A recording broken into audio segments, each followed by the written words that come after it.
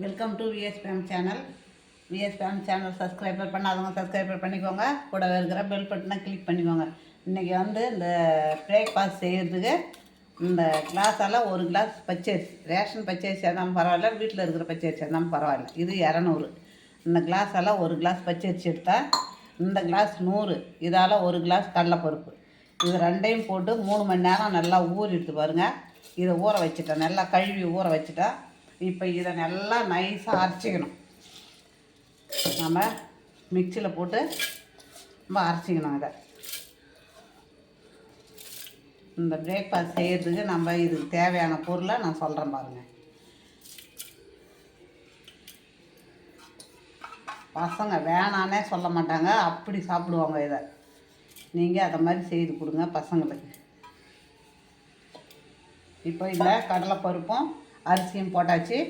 இதில் இப்போ நமக்கு தேவையான பச்சை மிளகா, இப்போ கொஞ்சமாக ஒரு இஞ்சி, சும்மா ஒரு 2 சின்ன வெங்காயம், ஒரு 2-3 சின்ன வெங்காயம், அதில் 1 ஸ்பூனு சர்க்கரை,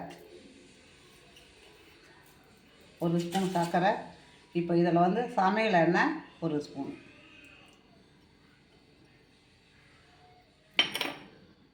இப்போ இந்த கிளாஸால் ஒரு கிளாஸ் அரிசி எடுத்தோம் இல்லையா, அந்த கிளாஸால் ஒரு கிளாஸ் தயிர்.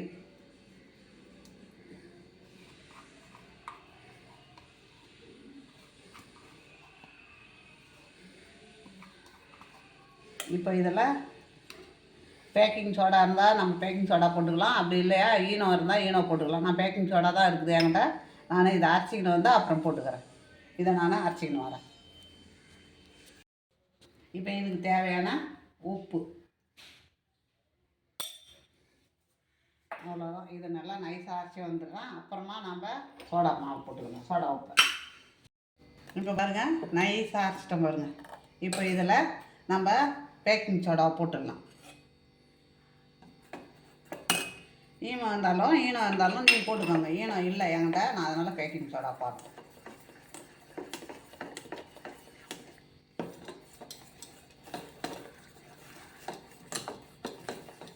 பேக்கிங் சோடா போட்டு நல்லா கலக்கிக்கணும். இப்போது இதில் எண்ணெய் தடவிக்கணுங்க.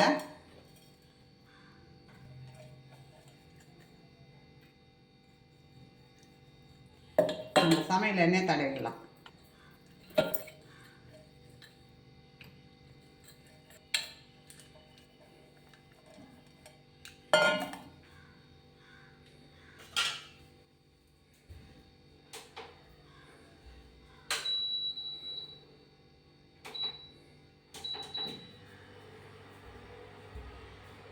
இப்போ நம்ம இதில் ஊற்றிக்கலாம்.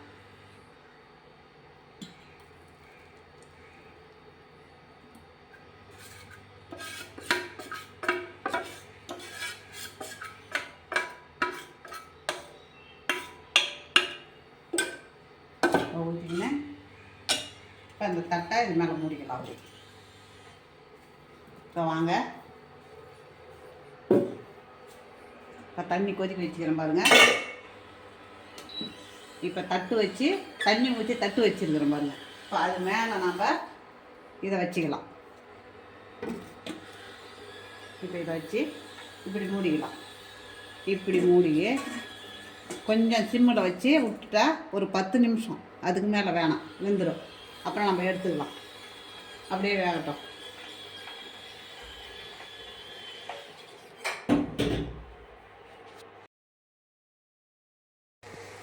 பாருங்க, இப்போ 10 நிமிஷத்துக்கு மேலே ஆகிடுது.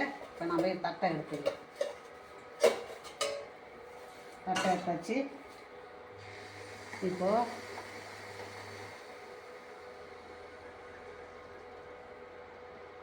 பாருங்கள், நல்லா வெந்து போச்சு பாருங்கள். மாவே இல்லை, நல்லா வெந்து போச்சு. இப்போ நம்ம அதை எடுத்துக்கலாம்.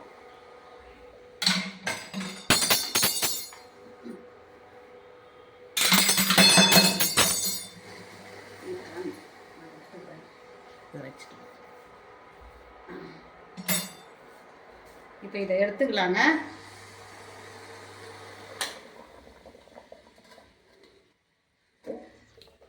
பாருங்கள்,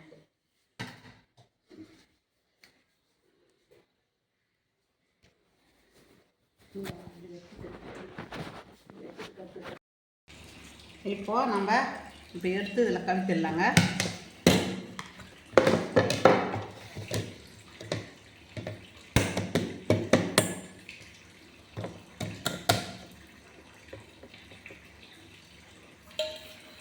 பாருங்க அழகாக வந்துட்டு பாருங்கள். இப்போ நம்ம இப்படி திருப்பிக்கணும். இப்படி திருப்பிக்கின்னு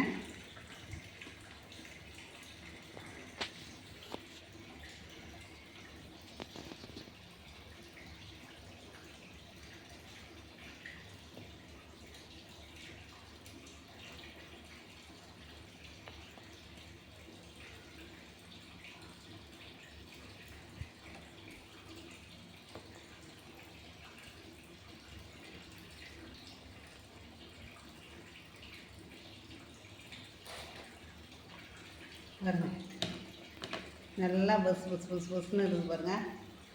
பாருங்கள் நல்லா பண்ணு மாதிரி எப்படி இருக்குது பாருங்கள்.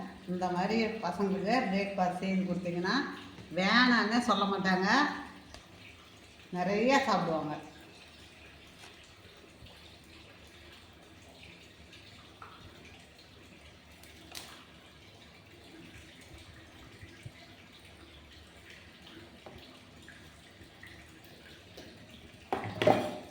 இப்போது இந்த கேக்கை இந்த மாதிரி பசங்களுக்கு நம்ம கொடுத்தோன்னு வச்சுக்கோங்க, நிறையா சாப்பிடுவாங்க.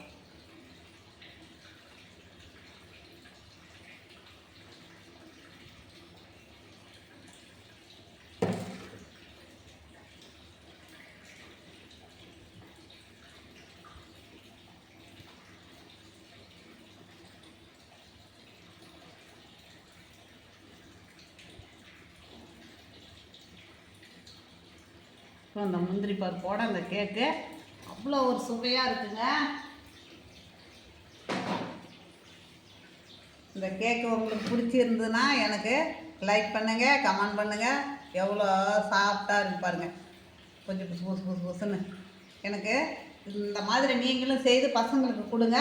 இது பிடிச்சிருந்ததுன்னா எனக்கு லைக் பண்ணுங்கள், கமெண்ட் பண்ணுங்கள், சப்ஸ்கிரைபர் பண்ணுங்கள்.